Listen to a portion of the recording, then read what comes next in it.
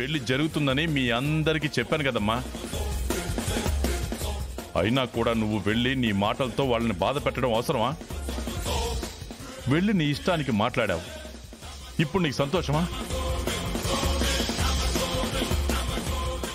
మనం రగిల్చిన నిప్పు బాగానే అంటుకున్నట్టుంది.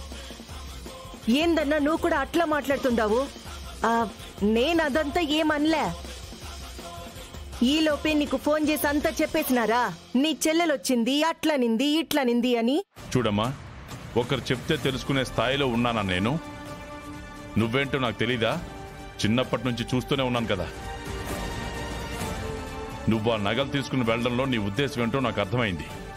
వాళ్ళు అడగకుండానే నగలు తీసుకుని వెళ్ళావు అంటే వాళ్ళ ఆత్మాభిమానం తెలిసిపోయి వాళ్ళ అహం మీద దెబ్బ కొట్టడానికి, మాటలతో వాళ్ళని రెచ్చగొట్టడానికి, వాళ్ళ చేతనే ఈ పెళ్లి చెడగొట్టడానికి ప్రయత్నించావు, అంతేగా? అయినా వాళ్ళు తీసుకోరని నీకు తెలుసు కదమ్మా. అయ్యో అన్నా, అట్లాంటిదనేమీ లేదు. పాపం వాళ్ళు ఒంటి మీద నగలు కూడా లేకుండా తిరుగుతా ఉండారు కదా. మన నగలన్నీ ఇచ్చినామంటే పెండ్లిలో పెట్టుకుంటారు. మన వాళ్ళెవరైనా వచ్చినా వాళ్లతో సమానంగా ఉంటారని నగలివ్వడానికి పోయానంతే.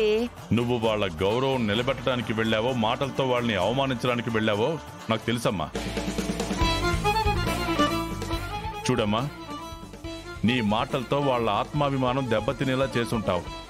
దానికి వాళ్ళు మీరేమీ ఖర్చు పెట్టాల్సిన అవసరం లేదు, మేమే ఖర్చు పెట్టుకుంటాము, ఈ పెళ్లి మేమే చేస్తామని చెప్పుంటారు, అంతేనా?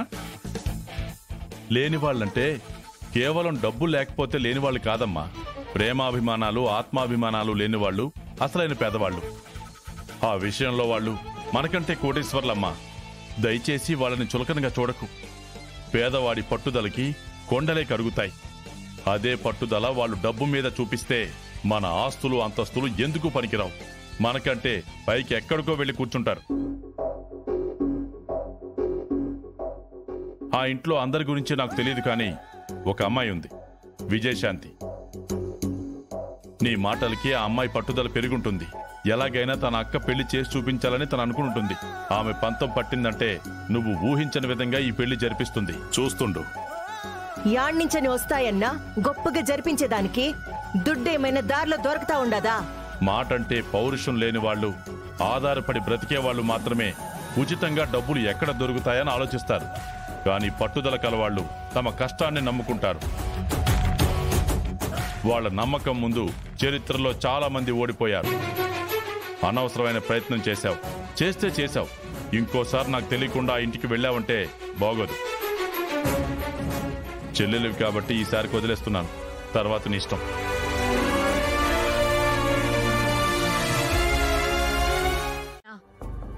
చేస్తానమ్మా, నేను ఎలాగైనా చెయ్యాలి.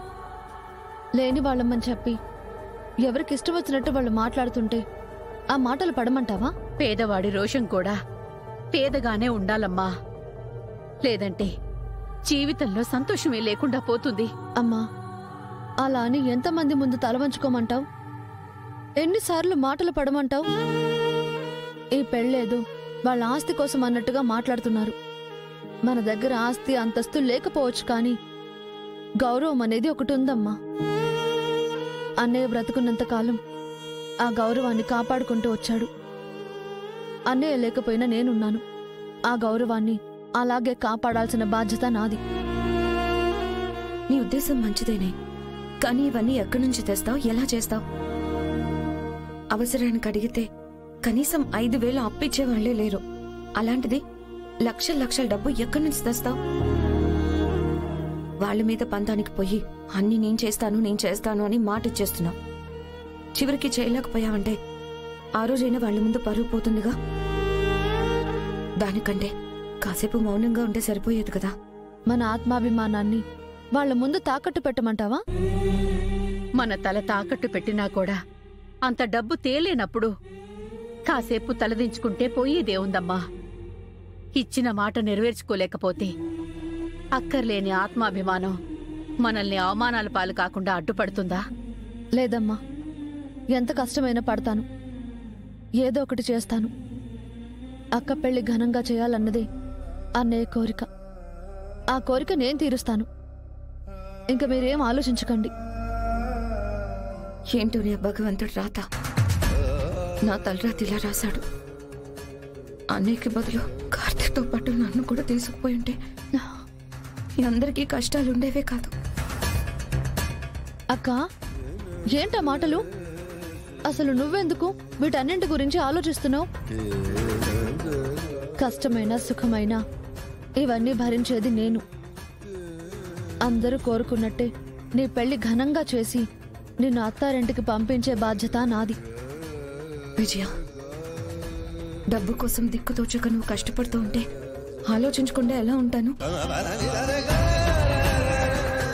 అసలు ఈ దరిద్రపు పెళ్లి నాకు అవసరమా అనిపిస్తుంది. అక్క, ఇంత దూరం వచ్చాక నీకు ఆలోచన రాకూడదు. మనకు సాయం చేయడానికి కృష్ణరాజు గారు పెద్ద మనసుతో ముందుకొచ్చారు. నిజమేనే, కానీ తాహతుకు మించి పంతానికి పోయి నువ్వేమైపోతావో అని నాకు భయం వేస్తోంది. భగవంతుడా, ఎందుకయ్యా మమ్మల్ని ఇన్ని కష్టాలు పెడుతున్నావు? నా బిడ్డని తీసుకెళ్లిపోయావు.